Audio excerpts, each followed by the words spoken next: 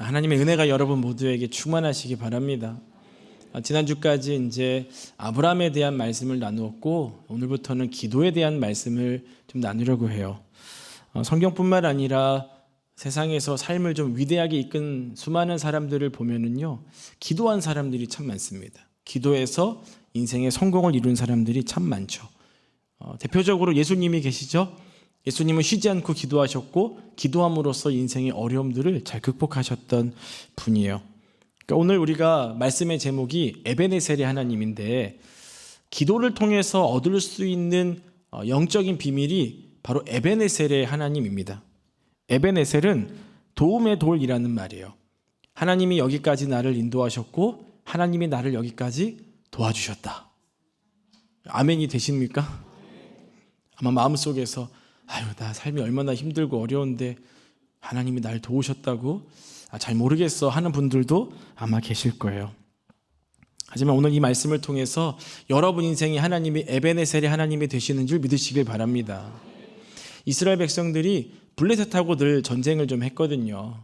근데 오늘 이 말씀에 나오는 전쟁에서는 40년 동안 이 블레셋이 이스라엘을 괴롭히지를 않아요. 왜 그랬냐면 하나님이 도와주셨기 때문에 그렇습니다. 기도하고 하나님께 가까이 나아갔더니 하나님 도와주시니까요, 자신들이 생각하고 기대한 것보다 더 하나님께서 풍족한 은혜로 채워주시는 걸 경험하게 돼요. 그래서 이렇게 고백하는 거예요. 오늘 본문 12절 말씀을 읽어보겠습니다. 사무엘이 돌을 취하여 미스바와 센 사이에 세워 이르되 여호와께서 여기까지 우리를 도우셨다 하고 그 이름을 에베네셀이라 하니라. 아멘. 하나님이 여기까지 우리를 도와주셨다. 오늘 이 믿음을 고백할 수 있는 저와 여러분들이 되시기를 바랍니다. 자, 첫 번째, 그 에베네셀의 하나님의 은혜를 경험하기 위해서는 회개 기도를 해야 돼요. 회개 기도. 어려울 때 하나님이 나를 도와주셨다. 그 고백을 할 수 있는 사람은 진짜 대단한 믿음을 가진 사람이에요. 사느냐 죽느냐의 갈림길에서 하나님 은혜를 찬양할 수 있습니까? 나는 마음이 너무 힘든데, 너무 괴로운데 어떻게 찬양이 나오겠어요? 하나님 도대체 나한테 왜 이러십니까? 하나님 우리에게 왜 이러십니까? 예수 믿는 사람에게 왜 이렇습니까? 이런 사실 원망이 나오게 되죠. 에베네셀을 고백하고 싶어도 입이 떨어지질 않는 거예요. 나는 힘드니까요. 너무 고단하니까요. 근데 그 에베네셀의 은혜를 경험하기 위해서는 먼저 회개 기도를 해야 돼요. 회개라는 것은 하나님과 나와의 관계가 이렇게 멀어졌잖아요. 그 멀어진 관계를 가깝게 만들어주는 게 회개의 기도예요. 하나님은 우리가 회개하는 순간에 우리 곁으로 다가오십니다. 아멘이세요? 그럼 우리가 회개하지 않으면 우리를 모른 척하고 멀리 떨어져 계실까요? 그렇지 않아요. 우리가 하나님을 떠난다 해도, 저 멀리 있어도 하나님은 여전히 저 멀리에서 우리를 지켜보시고 우리의 모든 상황을 알고 계시고 우리 기도를 듣고 계십니다. 근데 바라시는 건 우리가 회개 기도에서 하나님이 가까이 오고 싶으신 거예요. 역대하 7장 14절 말씀을 읽어보겠습니다. 내 이름으로 일컫는 내 백성이 그들의 악한 길에서 떠나 스스로 낮추고 기도하여 내 얼굴을 찾으면 내가 하늘에서 듣고 그들의 죄를 사하고 그들의 땅을 고칠지라. 아멘. 하나님은 우리가 기도하기를 원하신다는 거예요. 특히 가장 먼저는 회개의 기도. 그래서 멀어졌던 사이를 가깝게 만들어서 하나님이 우리와 교제하고 싶고 함께하고 싶은데 우리가 너무 죄악된 길로 가고 이 마음의 주님을 안 모시니까 오시지를 못하는 거예요. 그 회개하면 하나님이 우리에게 찾아와 주시고 우리를 회복시켜 주실 것입니다. 사무엘 선지자는 지금 이 이스라엘의 영적인 상태가 어떤지를 잘 알고 있었어요. 이스라엘은 하나님의 은혜로 약속의 땅에 들어왔죠. 얼마 지나지 않아서 근데 그들은 이방신을 섬기기 시작했어요. 하나님 은혜로 약속의 땅에 들어왔는데 이방신을 섬기는 거예요. 이름만 하나님의 백성이었지 영적으로는 완전히 무너져 있는 상태였습니다.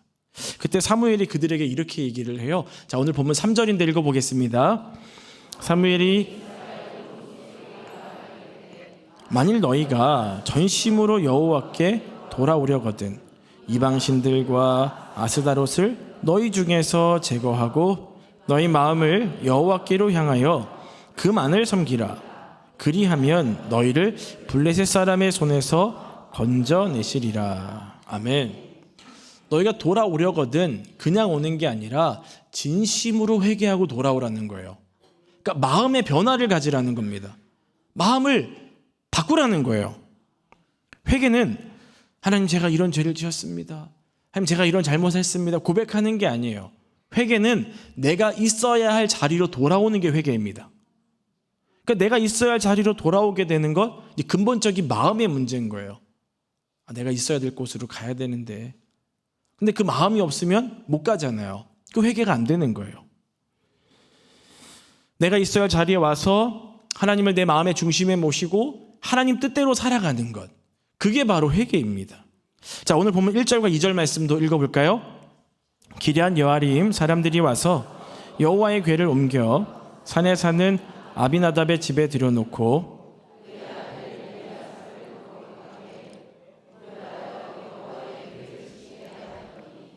궤가 기럇 여아림에 들어간 날부터 20년 동안 오래 있은지라 이스라엘 온 족속이 여호와를 사모하니라. 아멘. 그러니까 하나님의 법궤에 대해서 얘기를 하고 있는데 법궤는요 하나님의 임재를 상징해요. 그러니까 법궤를 들고 다니면서 하나님이 우리와 함께 하신다. 이렇게 되는 거거든요. 그런데 지금 그 법궤가 이스라엘 백성들에게 있는 것이 아니라 엉뚱한 데 가 있어요. 20년 동안. 거기 있으면 안 되거든요. 근데 다른 데 가 있는 거예요. 왜 그랬을까요?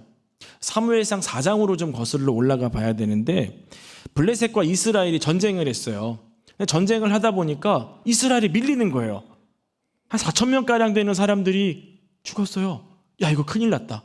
이렇게 하다가는 완전히 블레셋에게 패배하게 생겼다. 야, 모여봐라.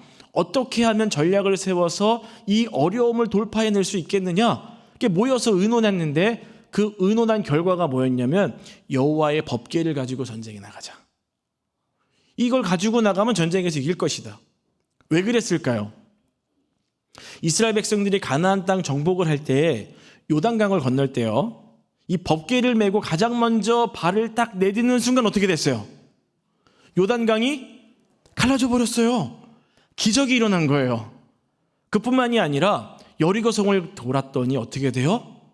여리고성이 무너진 거예요. 요단강물이 갈라지고 여리고성이 무너진 걸 보니까 이 법궤 능력이 있다. 우리가 전쟁에서 패한 이유는 법궤를 가지고 나가지 않았기 때문이다. 그러니 이 법궤를 가지고 나가면 우리는 이 전쟁에서 승리할 것이다. 굉장한 생각이죠. 자, 전쟁에서 나갔습니다. 법궤를 들고 나갔어요. 졌을까요? 완벽하게 패배해버렸어요. 3만 명이 죽어요. 법궤도 빼앗겼어요. 이해가 되질 않는 거예요. 예전에는 기적이 일어났는데 왜 지금은 기적이 일어나지 않는 거지? 왜 그랬을까요? 이스라엘 백성들이 이 하나님의 임재와 이 법궤라는 것을 자신들이 어떤 요술램프처럼 사용한 거예요. 어떤 내 문제를 해결해 줄 만한 어떤 요행, 요것만 있으면 돼. 요것만 하면 해결되는 거야. 그런 생각으로 법궤를 가져갔던 거예요. 그들은 패배했어요. 하나님이 복 주시겠습니까? 그런 마음 갖고 하는데요. 안 주시죠. 근데 우리는 이해를 못해요. 하나님 법궤 가지고 왔는데 왜 패배하게 하십니까? 우리의 적들로부터 왜 우리가 힘들게 됩니까? 하나님을 원망하는 거예요. 이스라엘 백성들은요, 광야에서 40년 생활을 했고 나중에 약속의 땅에 들어갔어요. 약속의 땅에 들어갈 때 그들은 믿음의 세대였습니다. 믿음 가지고 들어간 거예요. 그런데 지금은 겉모습만 하나님 백성이에요. 그들 마음의 중심에 하나님이 없어요. 우상이 거기 들어가 있는 거예요. 그러니까 법궤가 아무 의미가 없죠. 군사력도 문제가 있었겠죠. 전술도 문제가 있었겠죠. 하지만 진짜 문제는 영적인 문제였어요. 영적인 문제. 그들은 영적으로 죽어 있었어요. 그때 하나님께서 그들을 위해서 이 사무엘 선지자를 세우신 것입니다. 사무엘이 얘기하는 거예요. 우리가 전쟁에서 패배한 이유는 군사력이 낮아서가 아니다. 영적인 문제다. 무너진 영성을 다시 회복하고 승리를 경험하기 위해서는 전심으로 회개하고 하나님께로 돌아와야 된다. 이 말을 하고 있는 것입니다. 하나님만 섬겨야 된다고 고백하는 거예요. 문제의 방향을 제시한 거예요. 어떻게 하면 해결될 수 있을까? 제시한 겁니다. 자, 이 말을 들은 이스라엘 백성들이 어떻게 합니까? 4절 말씀이에요. 읽어보겠습니다. 이에 이스라엘 자손이 바알들과 아스다롯을 제거하고 여호와만 섬기니라. 아멘. 우리 삶도 마찬가지예요. 삶에서 자꾸 패배할 때가 있습니다. 부부간에 자꾸 다툼이 일어나고 자녀와의 문제가 일어나고 재정적으로 자꾸 문제가 생기고 어려움이 생겨요. 그럼 내 배우자가 문제인가? 아이가 문제인가? 아니면 시대적인 문제 속에서 경제적인 상황이 오는 것 때문에 나라가 문제인가? 자꾸 원인을 다른 데서 찾는 거예요. 어떤 때는 내가 스펙이 부족해서 패배한 것 같고, 어쩔 때는 내가 전력이 부족해서 패배한 것 같다고 생각할 수 있지만 결론은 우리가 영성이 무너졌기 때문이에요. 사랑하는 여러분, 여러분의 영성이 회복되기를 축복합니다. 에베네셀의 하나님의 도우심을 경험하기 위해서는 우리 영성이 살아나야 돼요. 할렐루야. 두 번째예요. 기도하지 않으면 세상에 끌려가게 돼요. 자, 이스라엘 백성들은 약속의 땅 가나안에서 바알과 아스다롯을 섬겼어요. 이해가 되지 않습니다. 하나님 은혜로 약속의 땅에 들어갔는데 우상을 섬긴다? 그들이 그럼 하나님을 몰랐을까요? 아니에요. 하나님을 너무 잘 알았어요. 그 사사들을 통해서 하나님이 어떤 분이신가도 알았고 기적도 경험했던 사람들이었습니다. 근데 이해가 안 가는 거예요. 왜 그러면 우상을 섬길까? 왜 하나님 말씀대로 살지 않을까? 뭐가 문제냐? 자, 따라해 봅니다. 문제가 뭐냐면, 자, 현실적인 문제. 현실적인 문제였어요. 이들의 문제가. 그러니까 하나님을 버리고 우상을 섬긴 이유가 현실적인 문제인 거예요. 우리가 믿음을 갖고 세상에서 살아가지 않습니까? 주일날 와서 이렇게 여러분들이 열심히 하나님을 예배하고 기도도 하고 열심히 한단 말이에요. 세상에 기독교인들이 참 많아요. 나름대로 다 하나님을 믿고 섬긴다라고 이야기를 합니다. 그런데 세상에 마음을 뺏기는 거예요. 다시 말하면 세상에 물드는 거예요. 나 기독교인인데 나 우상 앞에 절 안 해. 그거는 우상이지. 그거는 잘못된 거야. 말은 해요. 근데 실제 삶에서 내 삶의 주인이 하나님이 아니라 다른 어떤 것이 되는 거예요. 어찌 보면 하나님을 여러 신들 중에 그냥 하나처럼 여기고 살아갈 때도 있습니다. 겉으로는 교회 다니니까 기독교인 같지만 마음 깊숙한 내면 있는 곳에는 또 다른 무엇인가가 나를 다스리고 있는 거예요. 여러분 하루 종일 무슨 생각하세요? 아마 이 자리에 있으면서도 어떤 분들은 집에 전기 불 끄고 왔나? 오늘 점심은 국수인가?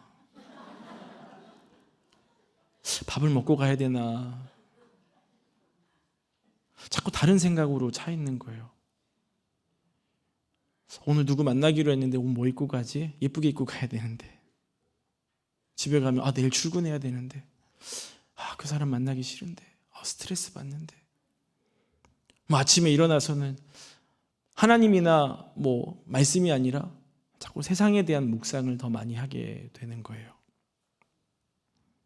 그러니까 우리가 주에 일주일 중에 하루 예배 나와서 하나님을 예배하지만 나머지 6일 동안 하나님이 아닌 다른 것으로 가득 채워져 있는 거예요.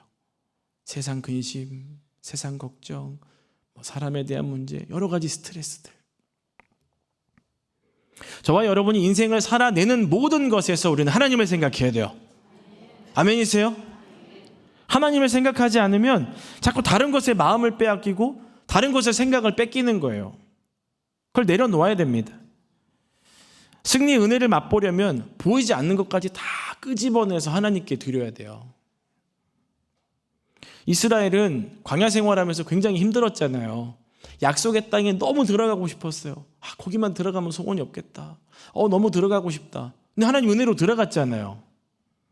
그러면 이렇게 광야에서 살게 하시고 은혜 내려주신 하나님께 감사하면서 이 약속의 땅에 나를 있게 하신 하나님께 감사하면서 하나님 뜻을 물으면서 막 감사하면서 살아야 됐는데 그러지를 않았다는 거예요. 그들의 사명을 잊고 세상에 물들어 버렸어요.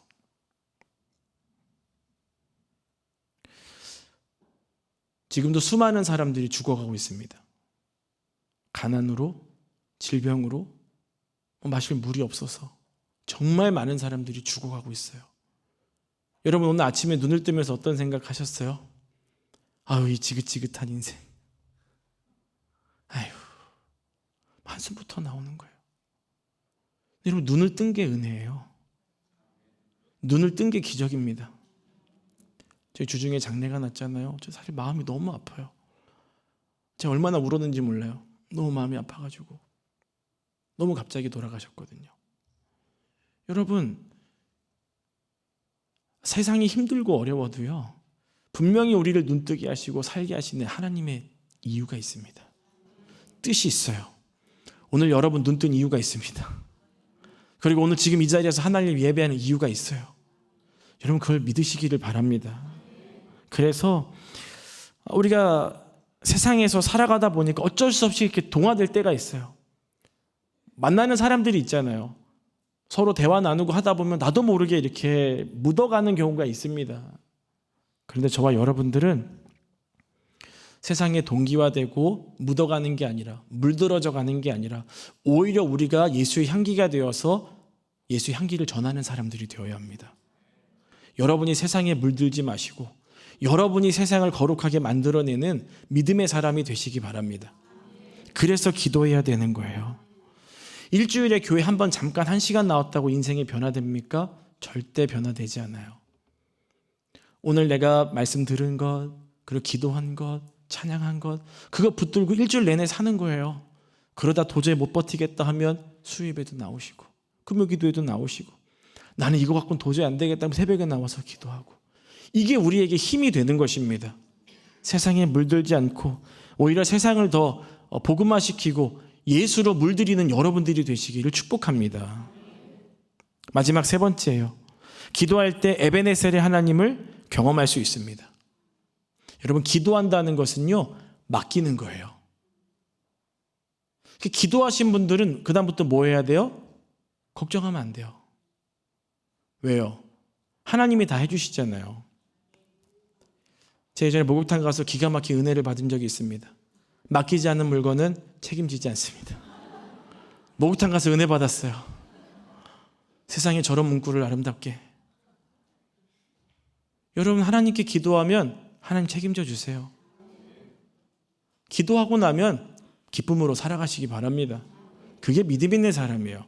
기도했는데도 여전히 불안하고 걱정하면 우리가 믿음이 없는 거예요. 믿음의 사람이 되시기를 바랍니다. 우리는 기도해야 되는 걸 알아요. 기도의 필요성도 압니다. 사실 어떻게 기도하는지 잘 몰라도 기도는 알아요. 근데 왜 기도를 잘 안 할까요? 이유가 뭘까요? 간절함이 사라졌기 때문에 그래요. 풍족하기 때문에 그렇습니다. 어렵다고요? 아니에요. 상대적인 빈곤입니다. 정말 예전에 정말 어려울 때는요, 기도만이 오히려 살 길이었어요. 다른 대안이 없었어요. 기도밖에 없어서 맨날 엎드리는 거예요. 근데 요즘에 기도하지 않아도 뭔가 조금 고민해보고 생각해보면 답이 나오잖아요. 그러니까 기도의 간절함이 같이 있는, 기도의 간절함을 갖고 있지 않은 거예요. 하나님은 기도하는 사람을 통해서 일하십니다. 따라해볼까요? 하나님은 기도하는 사람을 통해 일하신다. 여러분이 기도하는 사람이 되시기를 바랍니다. 하나님 앞에서 마음을 돌이켜서 회개 기도하는 이스라엘 백성들을 향해서 사무엘이 이렇게 말을 해요. 자, 5절 말씀을 읽어볼까요?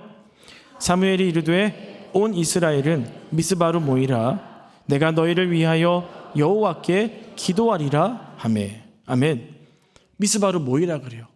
어른이나 아이나 할 것 없이 다 모이라 그래요. 왜 모였어요? 기도하려고 모인 거예요.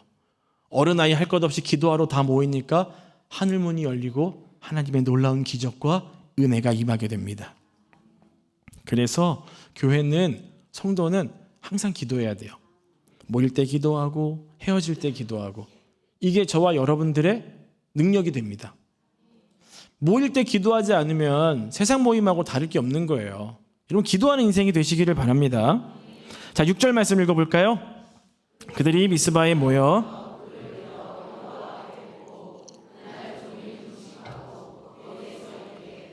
우리가 여호와께 범죄하였나이다 하니라.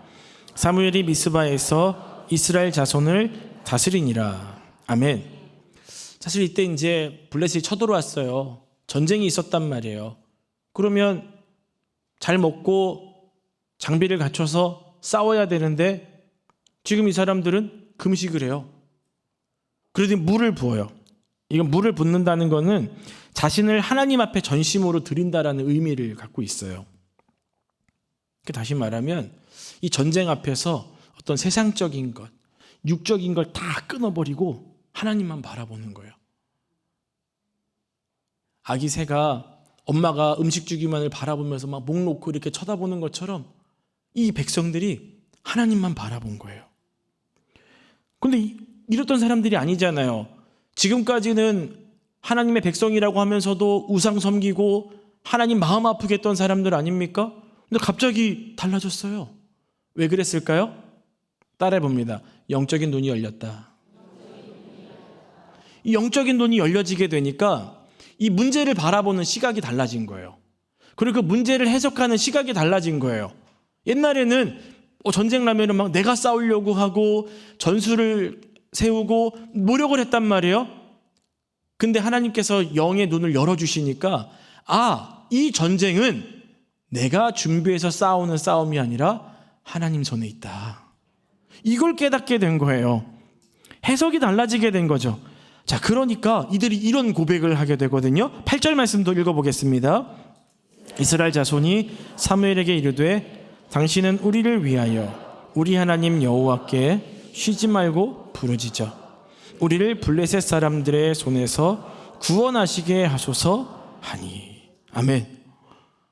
사무엘 선지자한테 우리를 좀 구원해 주십시오. 부탁을 하는 거예요. 이 말이 뭘까요? 지금 우리가 죽을 수밖에 없는 상황인데 우리를 구원해 주실 이는 하나님밖에 없습니다. 갈급한 심정, 절실한 심정으로 구하고 있는 거예요. 우리 인생도 살아가다 보면은요, 적이 너무 많아요. 나를 힘들게 하고 나를 아프게 하는 사람이 너무너무 많아요. 그 사람만 보면은 막 너무 힘든 거예요. 근데 그 사람이 문제가 아니라 그 뒤에 있는 악한 영이 문제예요. 그래서 저와 여러분들은 사람의 싸움이 아닌 영적인 싸움이라는 걸 깨닫고 기도해야 됩니다. 하나님의 도우심이 없으면 우리는 매 순간 넘어질 수밖에 없는 너무나 연약한 존재들이에요. 그래서 기도해야 돼요. 여러분, 기도에 대해서 배울 때 우리는 호흡이라고 배웠죠. 호흡하지 않으면 어떻게 돼요? 죽어요. 근데 우리는 기도 안 해요. 아마 여기 계신 분들 중에서 내 영이 죽었는지 살았는지도 모르는 분들도 계실 수 있습니다. 생명을 거는 간절한 기도가 사라져버리지는 않으셨습니까? 하나님, 이거 문제 해결해 주세요. 하나님, 이거 해결해 주세요. 하나님, 이거 주세요. 이거는 막 목 놓아서 간절히 기도를 많이 해봤어요. 그런데 하나님, 내 인생의 전부는 하나님의 것이고 하나님이 나를 도와주셔야만 나는 살 수 있는 존재입니다라고 하는 이런 믿음의 고백을 간절하게 언제 해보셨냐는 거예요. 오늘 여러분의 이 영성이 회복되기를 축복합니다.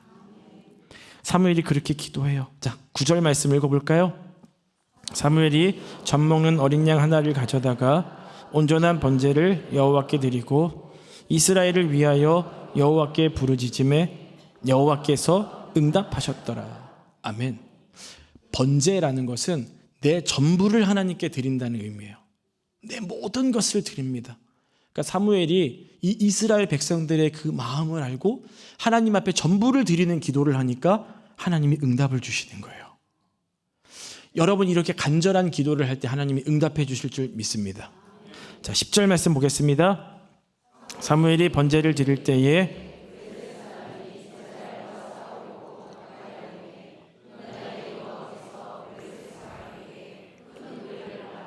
그들을 어지럽게 하시니 그들이 이스라엘 앞에 패한지라. 아멘. 이스라엘 백성들은 금식하고 기도하고 있는데 막 블레셋이 싸우려고 오고 있어요. 소리가 들릴 거잖아요. 이 얼마나 가슴이 쿵쾅쿵쾅하면서 얼마나 두려웠겠어요. 자, 근데 그때 누가 일하세요? 하나님이 일하세요. 하나님이 큰 우레를 발해가지고 블레셋을 탁 쳐버리는 거예요. 그게 얼마나 그들에게 두려움이 되었는지 그 이후로 40년 동안 이스라엘을 공격하러 오지를 않아요. 우리는 이번 전쟁에서만 이기기를 바라고 이 문제만 해결되기를 바라지만 하나님께서는 하나님을 온전히 의지했더니 40년 동안 평안케 해주셨어요. 이게 우리가 생각하지 못하는 참 안타까움입니다. 내가 하려고 하면 한두 문제 해결밖에 안 돼요. 하나님이 일하시면 놀라운 기적이 일어납니다. 그러니 전심으로 하나님 앞에 기도하는 여러분들이 되시기를 축복합니다. 그래서 이 사무엘이 돌 하나 취하다가 갖다 놓으면서 에베네셀이다. 근데 여러분 그 고백을 잘 보셔야 돼요. 지금 이 블레셋 사람들을 떠나게 한 것만 감사한 걸까요? 아닙니다. 이스라엘 백성들이 하나님의 백성으로서 살아가면서 우상을 섬기고 하나님의 마음을 아프게 했잖아요. 근데도 나를 여기까지 기다려주시고 참아주시고 또 회개했더니 받아주신 하나님께 감사한 거예요. 그리고 믿음으로 내 전심을 다해 고백을 했을 때 하나님이 우리에게 일하신 그 은혜에 감사한 겁니다. 그러니까 지나온 모든 인생을 볼 때 감사한 거예요.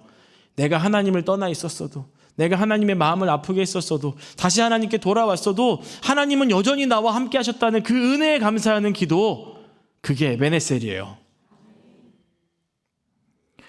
말씀을 맺겠습니다. 이스라엘 백성들은 하나님의 약속을 받아서 약속의 땅에 들어갔어요. 근데 결국 먹고 사는 문제 때문에 우상에게 마음을 빼앗겨 버렸습니다. 근데 문제는 계속 반복되는 거예요. 과거를 돌이켜 볼까요?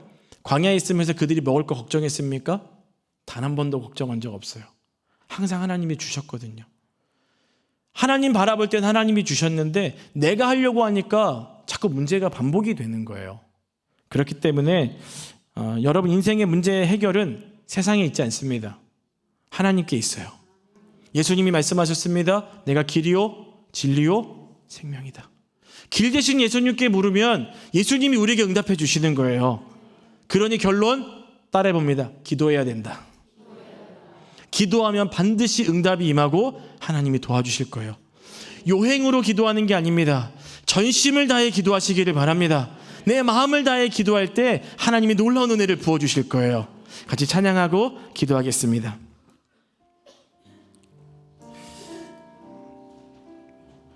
마음이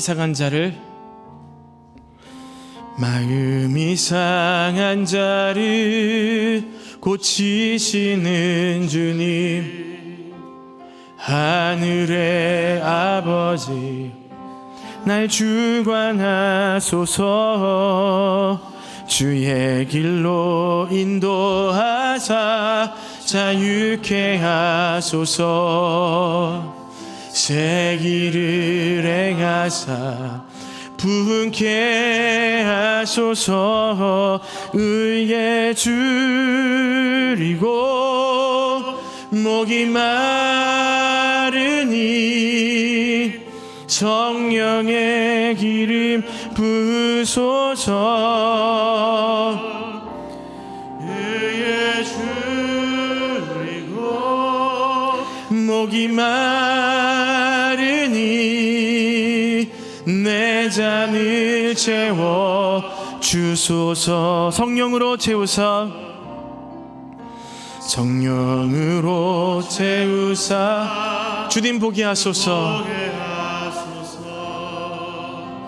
주의 임재 속에 은혜 알게 하소서.